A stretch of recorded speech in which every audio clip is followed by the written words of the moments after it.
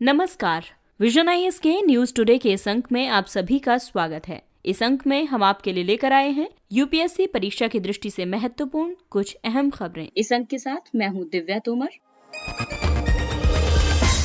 आइए सबसे पहले नजर डालते हैं इस अंक की सुर्खियों पर। केंद्रीय मंत्रिमंडल ने 3 योजनाओं को जारी रखने के लिए अनुमोदन प्रदान किया। आर्थिक मामलों की मंत्रिमंडलीय समिति ने पशुपालन और डेयरी विभाग की योजनाओं को संशोधित एवं सुव्यवस्थित करने के लिए विशेष पशुधन पैकेज को मंजूरी दी। केंद्र सरकार ने पर्यावरण उल्लंघनों के लिए नई मानक संचालन प्रक्रियाएं जारी की। केंद्र सरकार ने जिला खनिज प्रतिष्ठान के संबंध में निर्देश जारी किए और केंद्रीय मंत्रिमंडल ने अन्य पिछड़ा वर्ग के भीतर उप श्रेणीकरण पर गठित आयोग के कार्यकाल के विस्तार को स्वीकृति प्रदान की। और अब खबरें विस्तार से।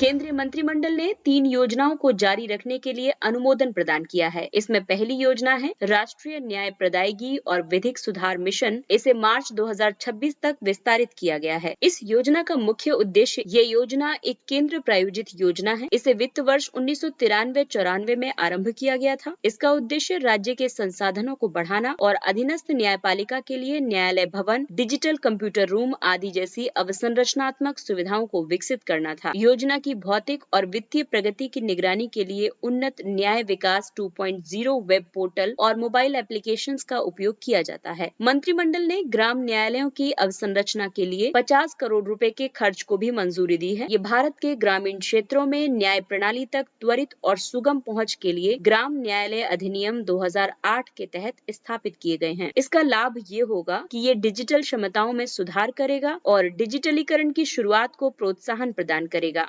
न्यायपालिका की समग्र कार्य प्रणाली और प्रदर्शन में सुधार करेगा। ये ग्राम न्यायालयों को प्राप्त होने वाली निरंतर सहायता सामान्य जन को उनके घर पर ही त्वरित, पर्याप्त और किफायती न्याय प्रदायगी को प्रोत्साहित करेगी। दूसरी योजना है राज्य और केंद्रीय करों एवं शुल्कों की छूट, यानी ROSCTL। इसे मार्च 2024 तक विस्तारित किया गया है। इस योजना का उद्देश्य ROSL यानी राज्य शुल्कों की छूट योजना को वर्ष 2016 में आरंभ किया गया था। इसके तहत परिधान, वस्त्र और मेडअप के निर्यातकों को अंतर्निहित कर और शुल्कों की वापसी कर दी गई थी। वर्ष 2019 में ROSCTL नाम की एक नई योजना आरंभ की गई थी। इसके तहत निर्यातकों को निर्यात किए गए उत्पाद में निहित करों और शुल्कों के मूल्य के लिए एक ड्यूटी क्रेडिट स्क्रिप्ट जारी की जाती है। निर्यातक इस स्क्रिप्ट का उपयोग उपकरण, मशीनरी या किसी अन्य इनपुट के आयात के लिए आधारभूत सीमा शुल्क का भुगतान करने के लिए कर सकते हैं। इस योजना का लाभ ये होगा कि ये अगले 3 वर्षों के लिए स्थिर और पूर्वानुमेय नीति व्यवस्था सुनिश्चित करेगी, यानी पहले से निर्धारित नीति व्यवस्था सुनिश्चित करेगी। इससे कम विकसित देशों या राष्ट्रों के बीच मुक्त व्यापार समझौतों के विरुद्ध निर्यात प्रतिस्पर्धा में वृद्धि होगी। स्टार्टअप्स और उद्यमिता को बढ़ावा मिलेगा, रोजगार सृजन में सहायता प्राप्त होगी। और तीसरी योजना है राष्ट्रीय आयुष मिशन। इसे मार्च 2026 तक विस्तारित किया गया है। ये वर्ष 2014 में आरंभ की गई एक केंद्र प्रायोजित योजना है। इसका उद्देश्य है लागत प्रभावी आयुष सेवाओं के माध्यम से आयुष चिकित्सा प्रणालियों को बढ़ावा देना, शैक्षिक प्रणालियों, फार्मेसियों, प्रयोगशाला आदि की संस्थागत क्षमताओं को सुदृढ़ करना, आयुष कच्चे माल और दवाओं की सतत उपलब्धता और गुणवत्ता नियंत्रण के प्रवर्तन करने की सुविधा प्रदान करता है। इस योजना का लाभ ये होगा कि ये आयुष स्वास्थ्य सेवाओं तक बेहतर पहुंच सुनिश्चित करेगी, आयुष शिक्षा में सुधार करेगी। ये मिशन स्वास्थ्य देखभाल की आयुष प्रणालियों का उपयोग करके संचारी या गैर संचारी रोगों को कम करने पर ध्यान केंद्रित करेगा।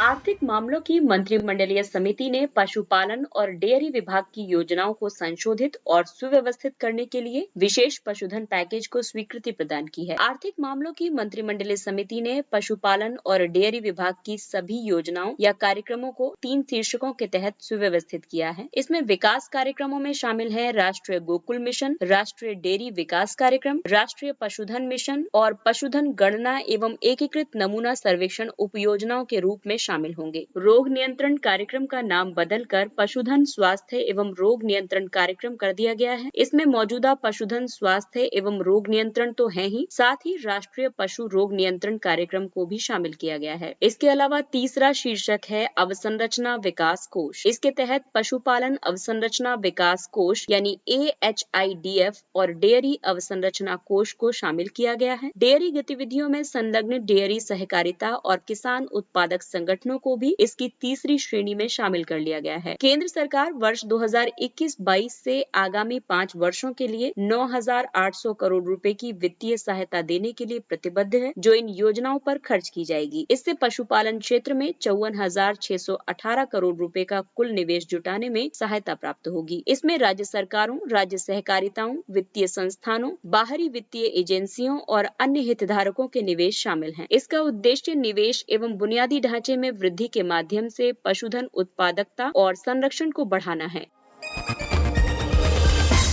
अगली खबर पर्यावरण से संबंधित है। केंद्र सरकार ने पर्यावरण उल्लंघनों के लिए नई मानक संचालन प्रक्रियाएं जारी की हैं। पर्यावरण मंत्रालय द्वारा जारी मानक संचालन प्रक्रिया राष्ट्रीय हरित अधिकरण के आदेशों का परिणाम है। आपको बता दें कि एनजीटी ने इस वर्ष की शुरुआत में मंत्रालय को हरित उल्लंघनों के लिए दंड आरोपित करने और एक एसओपी जारी करने का निर्देश दिया था। नए मानदंडों के तहत उल्लंघन के मामलों की पहचान और उनकी रिपोर्टिंग पर ध्यान दिया गया है। केंद्रीय और राज्य प्रदूषण नियंत्रण निकाय उल्लंघन के मामलों की पहचान करेंगी। इसमें जनता से प्राप्त हुए मामले भी शामिल होंगे। साथ ही उन संस्थाओं को संचालन की सहमति जारी नहीं की जाएगी या उसे नवीनीकृत नहीं किया जाएगा जिनके पास पहले से पर्यावरण स्वीकृति नहीं है। इसके अलावा इसमें चिंतनीय विषयों पर भी ध्यान दिया जाएगा। हालांकि इस बारे में स्पष्टता नहीं है कि शिकायतें किस प्रकार की जानी है और उनका निपटान किस तरह से किया जाएगा। नए निर्देशों के तहत उल्लंघन के मामलों से निपटने के लिए भी तैयारी पर जोर दिया गया है। उल्लंघन करने वाली परियोजनाओं पर उनकी पर्यावरण मंजूरी की स्थिति के आधार पर की जाने वाली कार्रवाई को परिभाषित किया गया है। इन पर की गई कार्रवाइयां अस्थायी प्रकृति की होती हैं, यानी कि परियोजनाओं को आवश्यक पर्यावरण मंजूरी मिलने के बाद कार्रवाई समाप्त हो जाती है। नए निर्देशों के अनुसार मामलों का उल्लंघन करने पर दंड भी आरोपित किया जाएगा, यानी यदि प्रस्तावक स्वतः संज्ञान से उल्लंघन की रिपोर्ट करता है तो दंड आधा कर दिया जाएगा। ये प्रदूषक द्वारा भुगतान मानदंड के आधार पर उल्लंघन को संस्थागत बना सकता है। एनजीटी राष्ट्रीय हरित अधिकरण अधिनियम 2010 के तहत स्थापित विशेष निकाय है। ये पर्यावरण संरक्षण तथा वनों और अन्य प्राकृतिक संसाधनों के संरक्षण से संबंधित मामलों के प्रभावी एवं शीघ्र निपटान के लिए अधिदेशित है। अगली खबर खनिज संपदा से संबंधित है। केंद्र सरकार ने जिला खनिज प्रतिष्ठान के संबंध में निर्देश जारी किए हैं। खान और खनिज विकास और विनियमन संशोधन अधिनियम 2015 राज्य सरकारों को खनन से संबंधित कार्यों से प्रभावित व्यक्तियों के कल्याण और लाभ के लिए सभी जिलों में जिला खनिज प्रतिष्ठान स्थापित करने के लिए अधिदेशित करता है। प्रधानमंत्री खनिज क्षेत्र कल्याण योजना को संबंधित जिलों के जिला खनिज प्रतिष्ठान के लिए अर्जित धन का उपयोग करके कार्यान्वित किया जाएगा। खान और खनिज विकास और विनियमन संशोधन अधिनियम 2021 ने केंद्र सरकार को जिला खनिज प्रतिष्ठान के उपयोग को निर्देशित करने का अधिकार प्रदान किया है। इस अधिकार के तहत केंद्र सरकार ने कई निर्देश जारी किए हैं, जैसे जिला खनिज प्रतिष्ठानों द्वारा निधियों के उपयोग के संबंध में सख्त अनुपालन, डीएमएफ से कोई भी धन राज्य के कोष या राज्य स्तरीय निधि या मुख्यमंत्री राहत कोष या किसी अन्य फंड या योजनाओं में स्थानांतरित नहीं किया जाएगा। इसके अलावा राज्य सरकार या किसी राज्य स्तरीय एजेंसी द्वारा राज्य स्तर पर डीएमएफ की निधि में से किसी भी व्यय को कोई स्वीकृति प्रदान नहीं की जाएगी या अनुमोदन नहीं दिया जाएगा। हालांकि इससे जुड़ा मुद्दा ये है कि इस कदम को केंद्र सरकार द्वारा राज्यों की राजकोषीय शक्तियों को अधिग्रहित करने और शासन व्यवस्था में उनकी संवैधानिक रूप से परिभाषित भूमिका को कमजोर करने के प्रयास के रूप में देखा जा रहा है।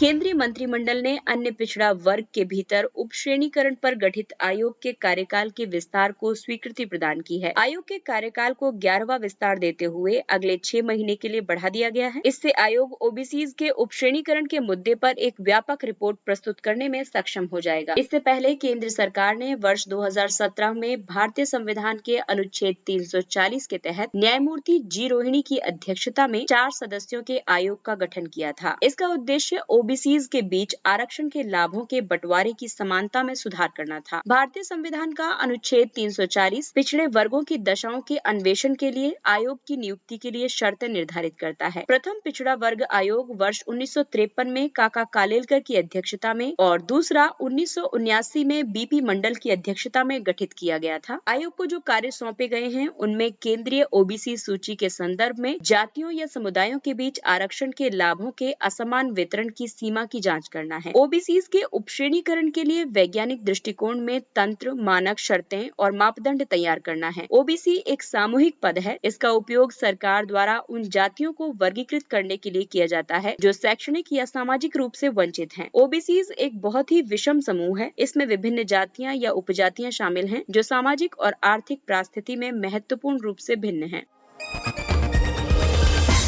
आइए अब बात करते हैं कुछ अन्य महत्वपूर्ण सुर्खियों की। मंत्रिमंडल ने भारत में व्यापारिक पोतों को फ्लैगिंग करने को बढ़ावा देने की योजना को अनुमोदित किया। ये योजना मंत्रालयों द्वारा जारी वैश्विक निविदाओं में भारतीय पोत परिवहन कंपनियों को 5 वर्षों में 1624 करोड़ रुपए का सब्सिडी समर्थन प्रदान करती है। पोत द्वारा फ्लैगिंग का मतलब है कि प्रत्येक वाणिज्यिक पोत को अपनी पसंद के राष्ट्र में पंजीकृत होना चाहिए। तब पोत उस राष्ट्र के ध्वज को ले जाने के लिए बाध्य होता है और उसके द्वारा लागू नियमों और विनियमों का पालन भी करता है। भारतीय बेड़े में वृद्धि से भारतीय नाविकों को प्रत्यक्ष रोजगार मिलेगा, क्योंकि भारतीय पोतों को केवल भारतीय नाविकों को ही नियुक्त करने की अनुमति दी गई है। इस नीति की घोषणा केंद्रीय बजट 2022 में की गई थी। सूचना प्रौद्योगिकी अधिनियम 2000 की धारा 66A, आईटी अधिनियम 2000 इलेक्ट्रॉनिक संचार के माध्यम से लेन देन को कानूनी मान्यता प्रदान करता है। साथ ही साइबर अपराध के विभिन्न रूपों को दंडित भी करता है। उच्चतम न्यायालय ने 24 मार्च 2015 को श्रेया सिंघल बनाम भारत संघवाद में अपने निर्णय में धारा 66A को अस्पष्ट और अभिव्यक्ति की स्वतंत्रता के विपरीत घोषित करते हुए निरस्त कर दिया था। अब केंद्रीय गृह मंत्रालय ने राज्यों और संघ शासित प्रदेशों से अनुरोध किया है कि वे पुलिस थानों को सूचना प्रौद्योगिकी अधिनियम 2000 की निरस्त धारा 66A के तहत मामले दर्ज न करने का निर्देश दें।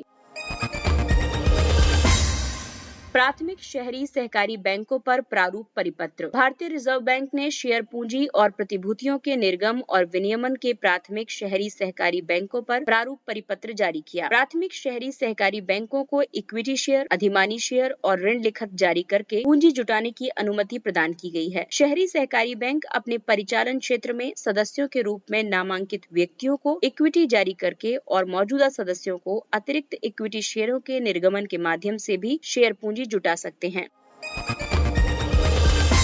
दीर्घायु वित्त यानी लॉन्गेविटी फाइनेंस। अंतर्राष्ट्रीय वित्तीय सेवा केंद्र प्राधिकरण ने दीर्घायु वित्तीय हब यानी लॉन्गेविटी फाइनेंस हब के विकास के लिए एक दृष्टिकोण की अनुशंसा करने के लिए एक विशेषज्ञ समिति का गठन किया है। लॉन्गेविटी फाइनेंस की आवश्यकता इसलिए है क्योंकि वैश्विक अनुमानों के अनुसार विश्व में 1 अरब लोग अब वृद्धावस्था में हैं, यानी 60 वर्ष और उससे अधिक आयु के व्यक्तियों का एक वैश्विक समूह है। इनकी संयुक्त व्यय क्षमता इस समय 15 ट्रिलियन अमेरिकी डॉलर है। औषधि विज्ञान एवं प्रौद्योगिकी के क्षेत्र में विकास से वृद्ध हो चुके लोगों के जीवन काल और दीर्घायु को और बढ़ाने में मदद मिलेगी। ये जनसांख्यिकी परिवर्तन विशेष रूप से धन प्रबंधन, स्वास्थ्य बीमा और अन्य निवेश उत्पादों के क्षेत्र में नई चुनौतियों और अवसरों को प्रदान करेगा।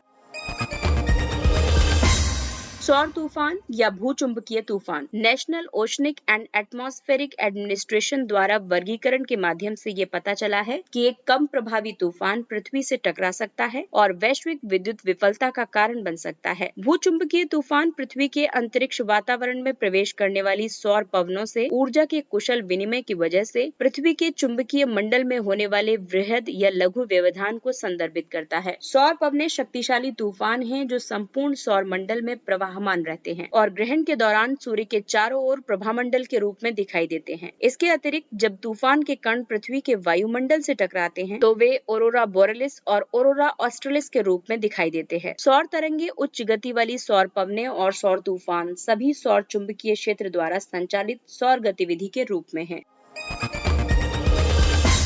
गगनयान के लिए विकास इंजन। तमिलनाडु के महेंद्रगिरी में इसरो प्रोपल्शन कॉम्प्लेक्स ने तरल प्रणोदक विकास इंजन का तीसरा लंबी अवधि का ताप परीक्षण सफलतापूर्वक संपन्न किया। विकास इंजन विभिन्न भारतीय प्रमोचक यानों की भारोत्तोलन शक्ति को बढ़ावा देने के लिए एक उच्च प्रणोद यानी थ्रस्ट वाला इंजन होगा। वर्तमान में ये गगनयान कार्यक्रम के लिए GSLV मैक 3 प्रमोचक यान के रूप में प्रयुक्त होने के लिए परीक्षण के अधीन है। गगनयान कार्यक्रम की घोषणा मानव को निम्न भू कक्षा में भेजने और उसे वापस पृथ्वी पर लाने की इसरो की क्षमता को प्रदर्शित करने के लिए वर्ष 2018 में की गई थी।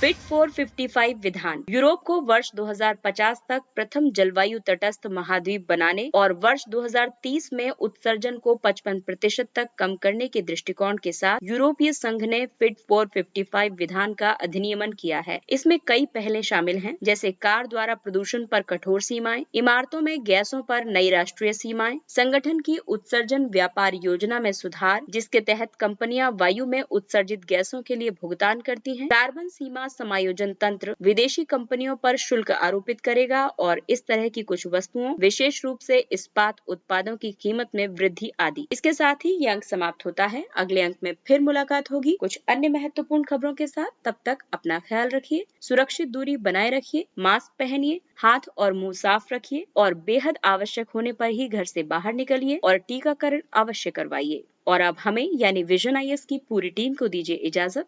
नमस्कार।